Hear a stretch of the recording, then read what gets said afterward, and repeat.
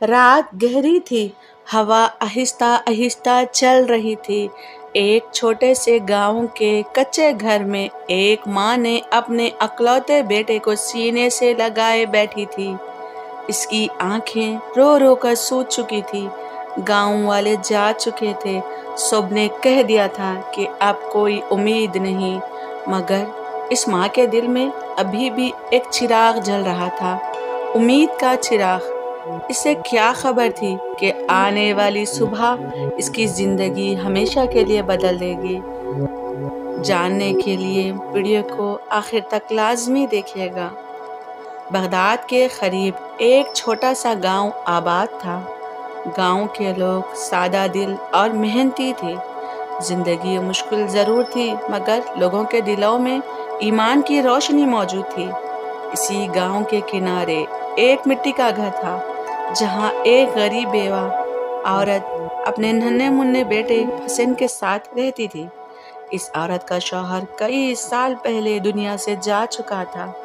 تب سے وہی ماں تھی، وہی باپ تھی، وہی سہارا تھی۔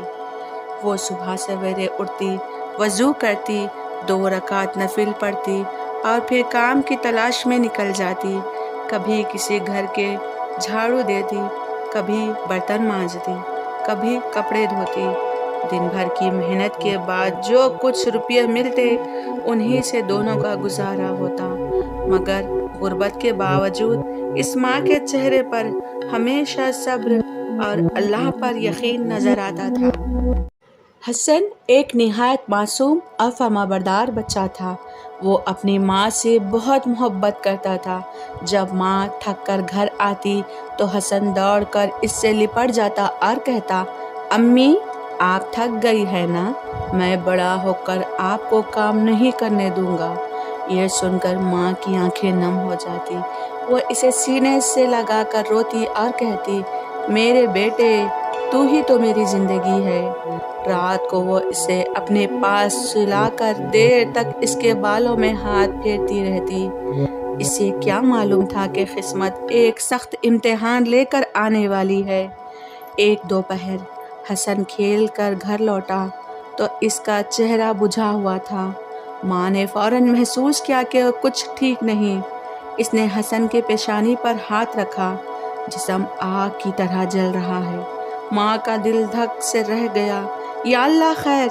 اس نے فوراً پانی کی پٹیاں رکھی، جڑی بوٹیاں دی، پڑوس سے دم کروایا، مگر بخار کم ہونے کے بجائے اور تیز ہوتا گیا۔ شام ہوتے ہی حسن کی آنکھیں بوجھل ہونے لگی۔ رات گہری ہوتی جا رہی تھی۔ حسن کی بے چینی بڑھتے جا رہی تھی۔ ماں کے ہاتھ کانپ رہے تھے۔ وہ بار بار دعا کر رہی تھی، یا اللہ میرے بچے کو شفا دے دے۔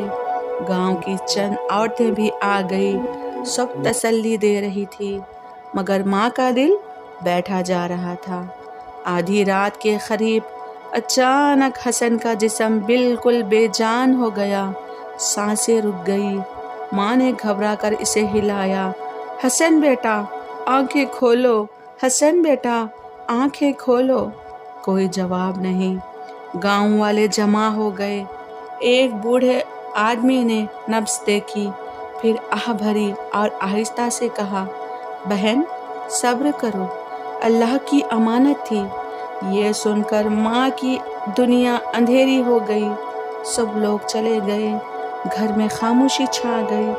ماں اپنے بے جان بچے کو سینے سے لگائے روتی بیٹھی تھی۔ اسی وقت گاؤں کے ایک نیک بزرگ آئے۔ انہوں نے نرمی سے کہا، بیٹی اگر تم چاہو تو بغداد جا کر حضرت غوث اعظم رحمۃ اللہ علیہ سے ملاقات کرو، وہ اللہ کے ولی ہے، شاید ان کی دعا سے تمہارا بیٹا ٹھیک ہو جائے۔ یہ الفاظ سن کر ماں کے دل میں امید کی ہلکی سی روشنی جاگی۔ اس نے فوراً فیصلہ کر لیا۔ رات خاموشی سے گزر گئی۔ فجر سے پہلے ہی وہ اٹھ کھڑی ہوئی۔ اس نے حسن کو کپڑے میں لپیٹا اور ننگے پاؤں بغداد کی طرف چل پڑی۔ راستہ لمبا تھا، دھوپ تیز تھی، پاؤں زخمی ہو رہے تھے۔ لوگ اس ماں کو حیرت سے دیکھتے تھے اور کہتے تھے، بہن اب دیر ہو چکی ہے، مگر ماں کا جواب ایک ہی تھا، میرا اللہ بہت بڑا مہربان ہے۔ وہ چلتی رہی، آخر کر وہ بغداد پہنچ گئی۔ اس وقت حضرت غوث اعظم درس دے رہے تھے۔ مجموعہ بہت بڑا تھا۔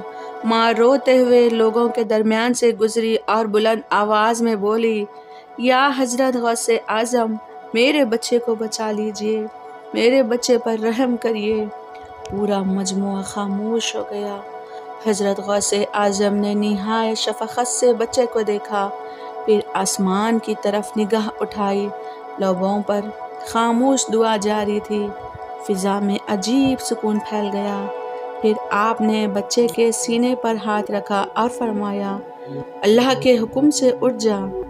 چند لمحے مکمل خاموشی رہی، پھر اچانک بچے کی انگلی ہلی، پھر سینہ اٹھا، پھر اس نے گہری سانس لی اور آہستہ بولا، امی امی امی۔ ماں کی چیخ نکل گئی۔ یہ چیخ کی آواز خوشی کی تھی۔ ماں خوشی سے بول پڑی، یا اللہ، تیرا لاکھ لاکھ شکر ہے۔ پورا مجموعہ گونج اٹھا، اللہ اکبر، اللہ اکبر، اللہ اکبر۔ ماں روتی ہوئی بچے کو سینے سے لگاتی رہی۔ وہ بار بار کہہ رہی تھی، یا اللہ، تیرا شکر ہے، تو نے میری گود پھر سے بھر دی۔ حضرت غوث اعظم نے نہایت نرمی سے فرمایا، یہ سب اللہ کا کرم ہے، ہم کچھ نہیں۔ جب ماں زندہ بچے کے ساتھ گاؤں لوٹی تو پورا گاؤں حیران رہ گیا۔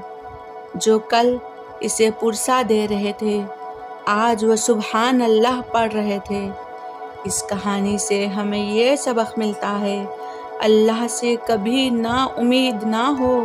سچی دعا میں بہت طاقت ہوتی ہے۔ ماں کی فریاد اللہ ضرور سنتا ہے۔ اللہ کے نیک بندوں کی دعا میں برکت ہوتی ہے۔ ماشاءاللہ۔